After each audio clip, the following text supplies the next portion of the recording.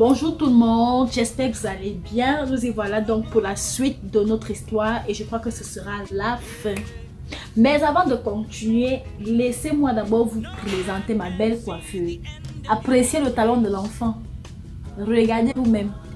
Eh oui, c'est Dieu qui donne.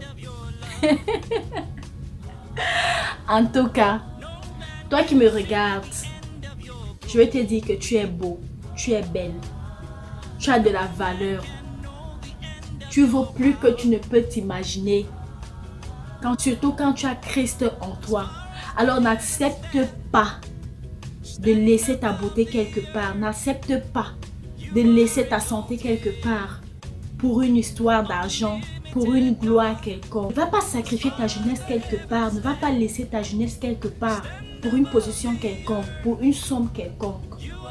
Ne sois pas de la tienne, vivre heureux et mourir jeune. N'accepte pas. Que personne ne te détourne. Ne vends pas ton étoile, ne vends pas ta destinée à quelqu'un.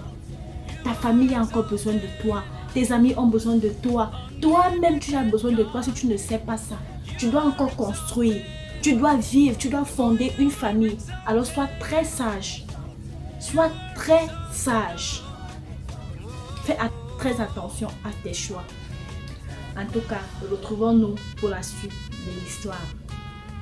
Vamos, la suite du Japon.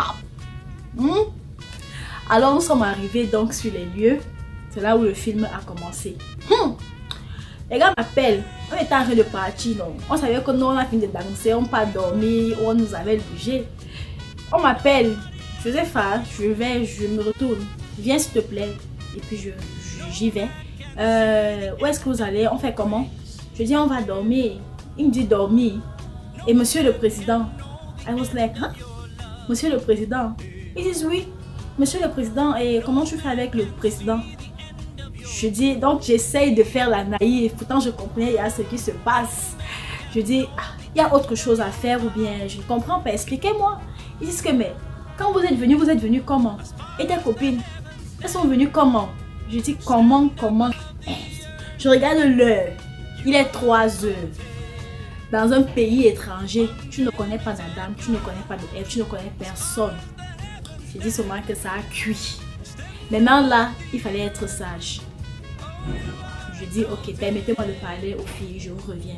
Je pas maintenant parler aux filles, je dis aux filles, mon frère, le bois est dans, c'est chaud. Mais maintenant ce qu'il faut faire c'est que il faut être sage. Parce que les gars, si nous dès maintenant là, on ne sait pas où on va dormir, quelle porte même il faut frapper. Donc du coup, on est obligé d'entrer dans l'heure pour avoir ne serait-ce qu'un toit où dormir. Normalement, on devait continuer un week-end, mais là, on arrête l'aventure.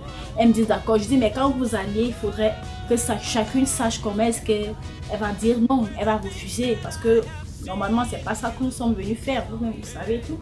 Elle me dit ok. Donc, je dis donc au père que ok, c'est bon, il n'y a pas de souci.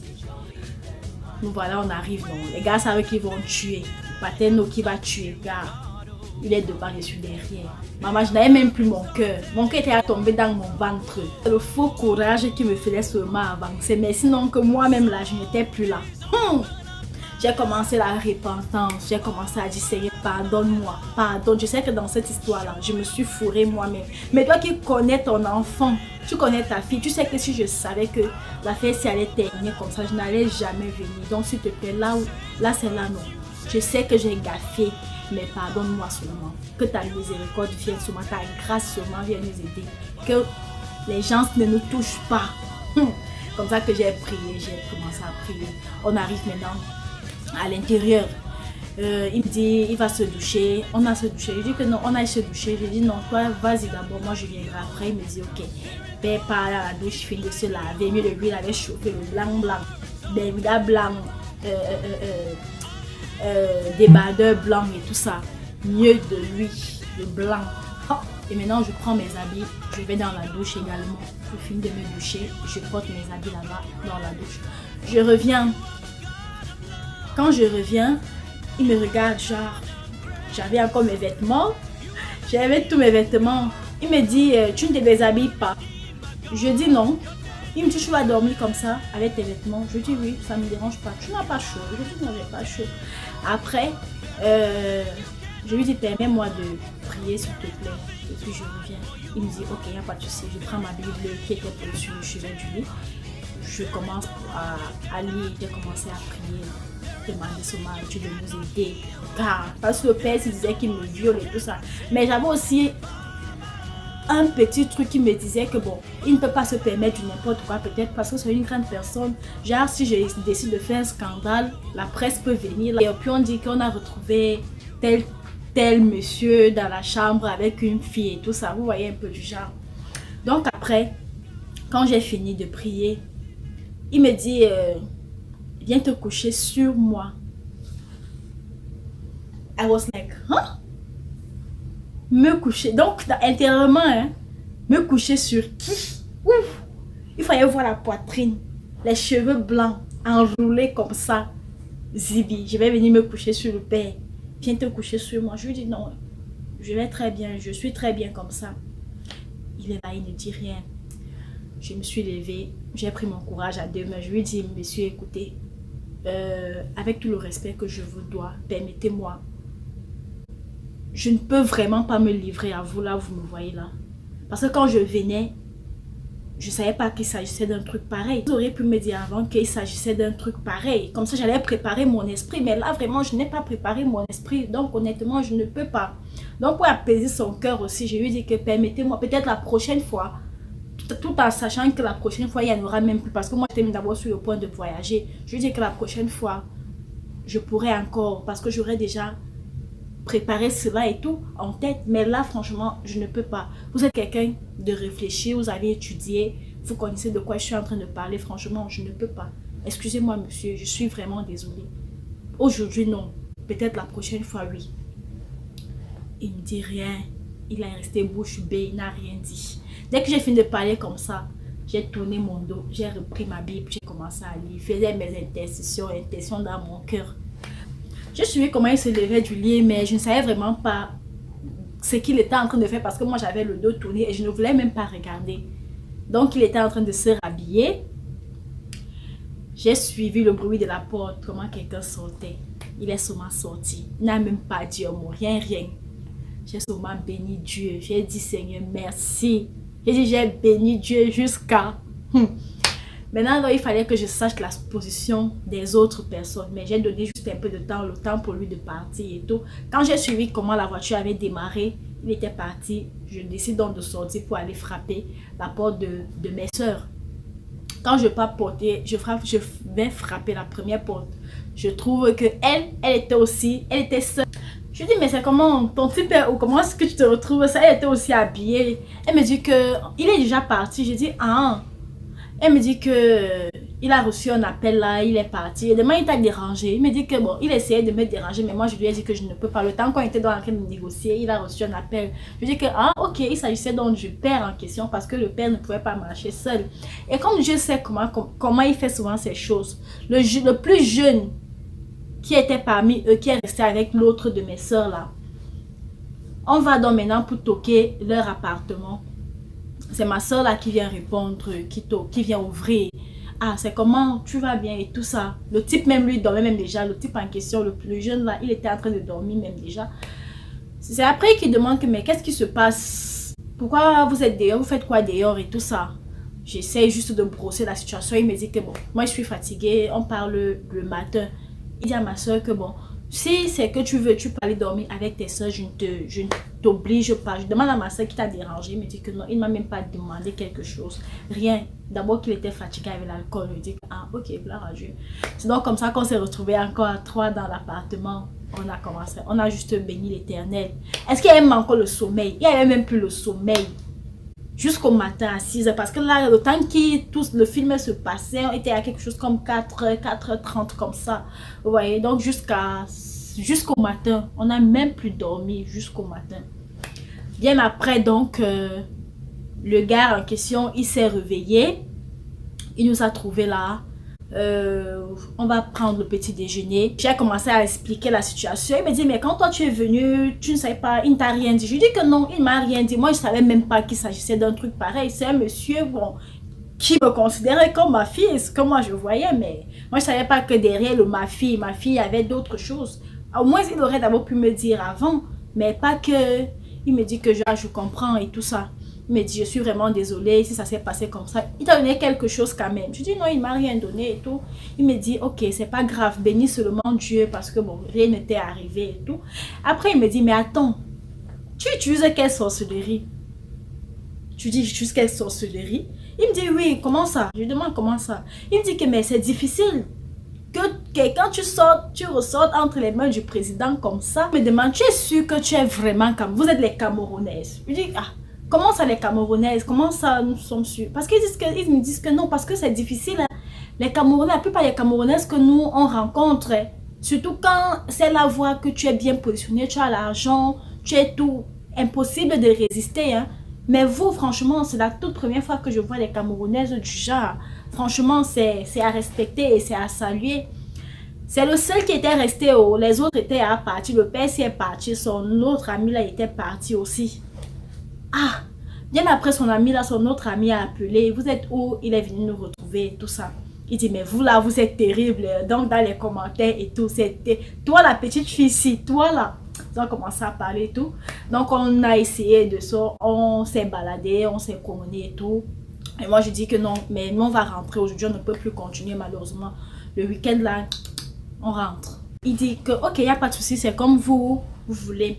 Le jeune en question, il n'était pas vraiment... il n'avait pas la mentalité des gens du pays parce que lui, il venait plutôt de la France. Il vit plutôt en France. Il était là juste pour un temps, pour un business, je ne sais pas quoi. Donc, ça fait qu'il était un peu vraiment... La mentalité était différente. Il dit, ok, il n'y a pas de problème. Désolé si ça s'est passé comme ça. Je suis vraiment désolée et je ne savais pas que le président peut réagir de telle façon. Mais bon, comme ça ne s'est pas bien passé cette fois, la prochaine fois, c'est moi qui vous invite et ce sera plus civilisé. Et moi, je savais même que la prochaine fois, il n'y en aura même pas parce que moi, je suis en train de partir. Il me dit, il me dépose à la chaîne pour qu'on ne nous dérange pas. Dieu merci parce que c'était aussi quelqu'un aussi connu et tout. Donc du coup, on ne nous a pas dérangé à la frontière. Il nous a déposé, il a donné un petit truc. Et c'est là la fin de l'histoire. Nous sommes arrivés, on a rendu grâce à Dieu le fait que tout était bien, tout s'était bien passé tant pour moi. Mais j'ai compris un truc, la fidélité, la loyauté envers Dieu est bien. Parce que Dieu connaît au-dedans de nous. Il lit nos cœurs, il sait qui est vrai. Il ne suffit pas de dire que Seigneur, je t'aime. Mais ce qu'il y a dans ton cœur, est-ce vrai? Donc, la situation, tu peux te fourrer dans une situation, Dieu va te délivrer de là. Parce qu'il sait que mon enfant, si est vrai, mon enfant refuse de faire ceci, parce qu'il défend quelque chose en lui ou en elle. Soyons vrais, aimons Dieu. Pas seulement en parole, mais en acte, en vérité. En vérité, quand tu as l'amour de Christ, quand tu es fidèle à Christ, l'entourage ne peut pas te détourner. Le milieu dans lequel tu vis ne peut pas te détourner, ne peut pas te transformer. Quand tu connais qui tu es, quand tu sais ce que tu as en toi, il sera très difficile pour toi de tomber. La plupart des personnes, des enfants de Dieu qui tombent, qui rétrogradent et tout, posez-vous des questions. Posez-vous des questions. Là, il veut dire que vous connaîtrez la vérité et la vérité vous affranchira. Ils ont peut-être connu la vérité, mais ils n'ont pas été affranchis par la vérité. Parce que quand tu es affranchi par la vérité, elle va vivre en toi. Et cette vérité n'est rien d'autre que la parole de Dieu. Et la parole de Dieu qui n'est rien d'autre que Jésus-Christ. Quand Jésus-Christ vit en toi, il sera difficile pour toi de tomber. Et si bien même il arrive que tu tombes, que tu sois sur le point de vouloir tomber, parce que nous sommes faits de chair, ça là c'est la chair. Parfois nos désirs charnels sont plus forts que nous. Mais celui qui vit en nous est plus fort que nos désirs charnels. Cherchons véritablement à avoir le Saint-Esprit en nous, à avoir la vérité en nous. Pose-toi la question si la vérité vraiment t'a affranchi. Pose-toi la question si c'est que tu aimes réellement Dieu, tu aimes réellement Jésus. Parce que quand tu aimes vraiment Dieu, tu vas être loyal, tu vas être fidèle. Tu vas chercher à t'attacher. Tu ne vas pas tomber facilement, non. Ce n'est pas le fait de ne pas aller en boîte de nuit qui va t'amener au paradis. C'est l'amour que tu as pour Dieu, c'est la fidélité, c'est ta loyauté, c'est ta foi qui va te sauver. Et la foi, ce n'est pas dedans, à l'église. La foi, c'est dehors. La foi se teste dehors. C'est ta foi qui va t'amener au paradis. Est-ce que tu as déjà testé ta foi? Sinon, Jésus n'aurait pas marché avec les païens. La Bible dit que Jésus a marché avec les païens. Mais Jésus n'a jamais été païen. Tu peux te retrouver dans un milieu qui ne cadre pas avec tes valeurs, avec tes principes. Mais ça ne veut pas dire que tu fais partie de ces gens-là. Tu peux être de ces gens-là, mais tu n'es pas détourné. Parce que tu sais que tu as une certaine valeur. Tu sais que tu as des principes. Tu sais que tu as une certaine vision. Jésus qui marchait avec les païens, pourquoi est-ce qu'il n'est pas devenu païen? Parce que Jésus avait une vision. Jésus avait une vision. Jésus avait des valeurs à défendre. Mais quand toi, tu n'as pas de valeurs, tu n'as pas de vision, c'est en ce moment-là que tu peux tomber. C'est en ce moment-là que tu peux tomber. La foi ne fuit pas les épreuves. La foi affronte les épreuves. Non. La foi affronte les épreuves. Il y a certains enfants de Dieu aujourd'hui qui refusent de travailler. Parce qu'ils vont dire que non, le travail, si là, je ne peux pas faire ça. Parce que je suis un enfant de Dieu, je ne peux pas faire ça. Je ne peux pas vendre la bière. Je ne peux pas faire ceci. Je ne peux pas. Qui t'a dit que vendre la bière fait de toi une alcoolique? Moi, j'ai vendu, je suis dans un milieu, je travaille dans un milieu où il y avait tout ça. Mes collègues qui me suivent aujourd'hui, ils peuvent vous témoigner. Ils peuvent vous dire. Quand tu connais qui tu es, quand tu connais ce que tu es, le milieu ne peut pas te détourner. Quand véritablement tu as été affranchi par la vérité et que la vérité vit en toi, le milieu ne peut pas te détourner. C'est alors que tu peux dire que je suis fort. Je suis forte.